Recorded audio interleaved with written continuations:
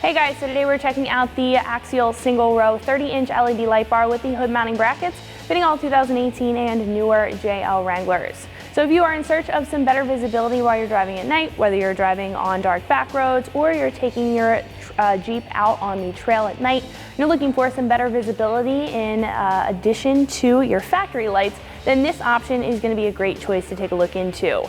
Now this kit is going to consist of a 30-inch single row LED light bar, as it says in the name, and this is also going to come with some durable brackets that you're going to mount up to the hood hinges.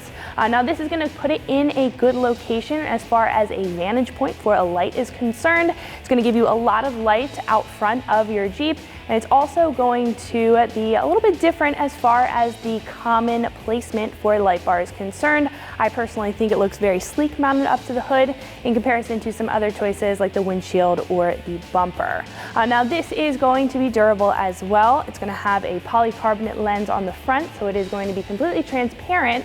However, it is going to be durable, perfect if you're taking your Jeep out on the trail. You're going to have an aluminum housing here, and it is also going to be IP67 rated, making sure no dirt, water, or dust is going to get inside and harm those LEDs. Now, speaking of those LEDs, they are going to be incredibly bright. This is going to come with a spread and a spot combo. The spot is going to give you the distance that you need for those LEDs, the distance in your visibility at night, and then the spread is going to light up whatever's in front of you. So this is going to be a pretty common combination. However, it is going to be very functional and very useful, especially if you're driving around in dark situations and you need that additional light.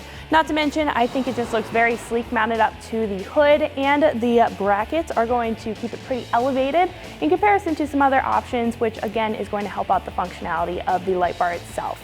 Now, with all that being said, this is going to come in at roughly $200, and for a 30-inch light bar with everything included in the box, that is going to be a great price. Now, in comparison to some other options available on the page, some other choices may have a different kit setup. So some may not come with hood mounting brackets, some may come with the light bar itself, or they may come with the brackets, however they may not include the wiring harness. Now, some other options may also just come with what you see here, but they may have a different setup as far as the LED. They may have multiple LEDs or a dual row instead of the single that you see here. So it kind of comes down to your personal preference in the overall design and what you're looking for out of a light bar kit. But if you're looking for a full kit that's going to provide you good visibility while driving at night, and also is going to look very sleek at an affordable price, then this is going to be right up your alley. Now, as far as install is concerned, I'm going to give this a pretty easy 1 out of 3 wrenches on the difficulty meter. It's going to take you about an hour to get everything installed. Everything is plug and play as far as the wiring is concerned. No additional wiring is needed, so you'll need some basic hand tools, and again, about an hour's worth of your time in the driveway. So speaking of that install, let's jump into that now. Tools that I used for my install were an impact wrench, a 1/4-inch drive ratchet, a 13 and 12 millimeter socket, a T50 and T40 torque socket, and the provided Allen key.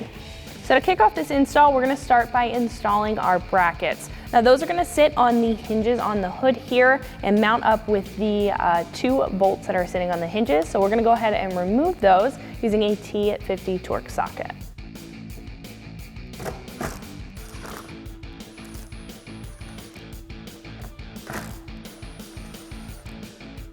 So now that those are out, what we can do is add our spacer.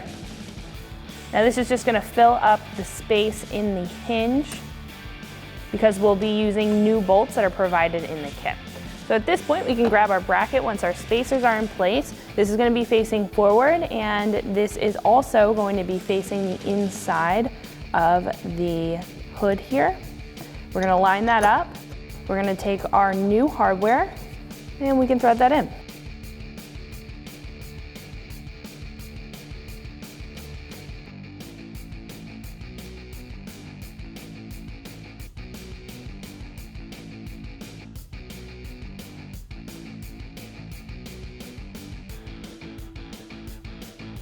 Now I am going to snug them up with a T40 torque socket. I'm not going to tighten them down just yet because these do have a little bit of wiggle room. We want to make sure that the other bracket is on and that our light bar is fitted correctly. Then we can go back and tighten everything down.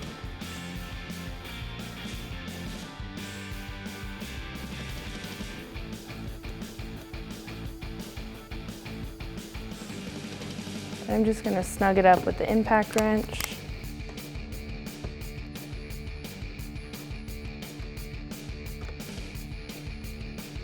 Make sure that there's a little bit of wiggle room there. Then we can repeat that same process on the other side.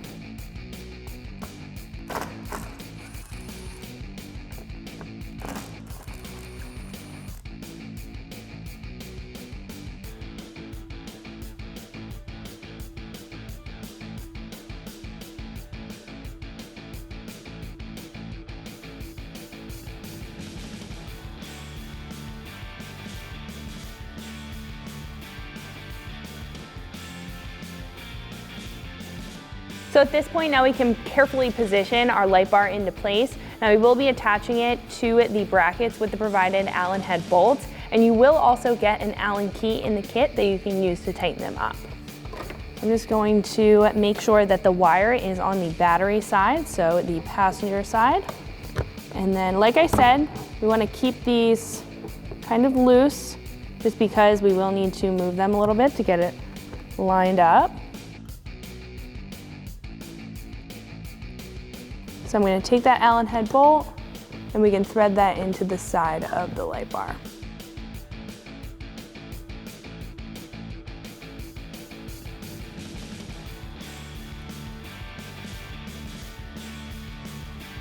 Right, I'm going to go over to the other side and attach it at the other bracket. Now that we have it lined up at the other side, what we can do is just secure it down with the other Allen head bolt. And then we can tighten up the light bar. So I'm going to continue to use that Allen key that's provided in the kit. So once that's threaded in, we're going to completely tighten that up with the provided Allen key here. Now you will be able to adjust this at the end when this is wired up. You want to make sure that it's not low enough that it's bouncing off the hood, but not high enough that it's not giving you the direct beam pattern out on the road. So now we can tighten up the other side, completely tighten up our brackets, and then we can get it wired up. So once the light bar is mounted up to the brackets and completely tightened down, we can take that T40 Torx socket and completely tighten down our brackets on both sides.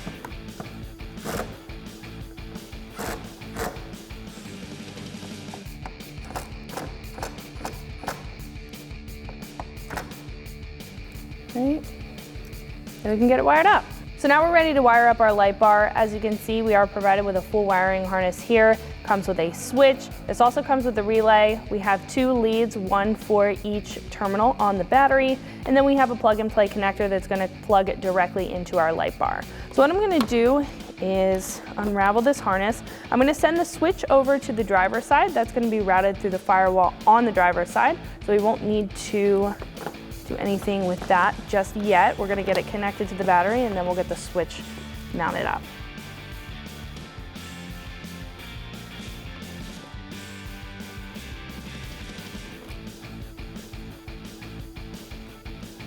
Now we want to keep the leads at the battery.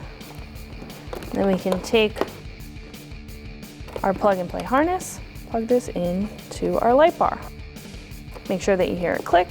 We can run this down the side, make sure that that's out of the way. And then we'll be able to clean up this wiring in just a little bit, but we want to make sure that everything's plugged in and ready to go first. We'll just tuck this next to our battery here, along with the relay. Switch wire can be tucked up behind our fuse box. Just tuck that for the time being, just so it's out of the way. And then we can connect the leads to our battery. So for the negative terminal, I'm going to grab a 13mm socket. We can take off that accessory nut there and attach our lead from our wiring harness.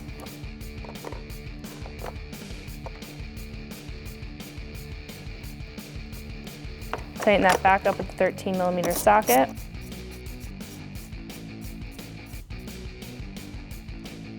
Then we can head over to the positive terminal, and using a 12mm socket, we can attach the positive lead to one of the accessory.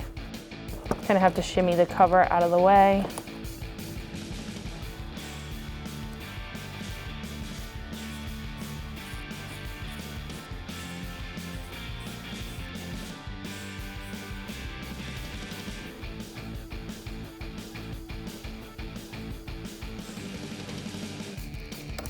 tighten that back up with the 12mm socket.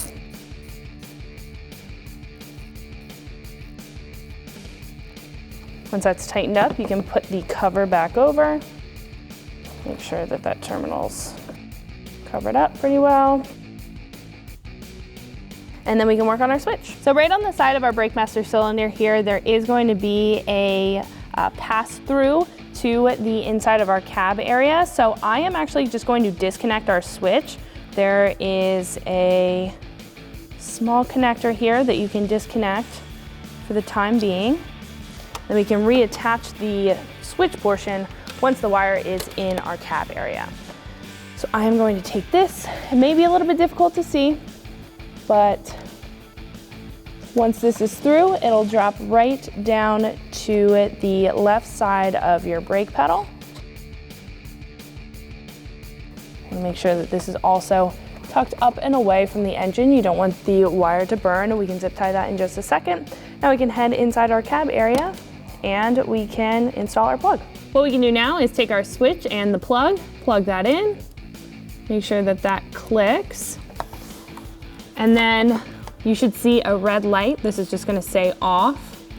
Once that is all working properly, what we can do is take off this backing, and you can stick this wherever you'd like. I'm just gonna stick it a little bit lower. And then you'll be able to turn on and off the light bar from here. Now what I do recommend is to tie all of the wiring up. So you can go back inside the engine bay and pull this taut, and then you can zip tie everything up and you'll be all set to go. So that is going to wrap it up for my review and install. Make sure you like and subscribe for more videos and products just like this, and always keep it right here at extremeterrain.com.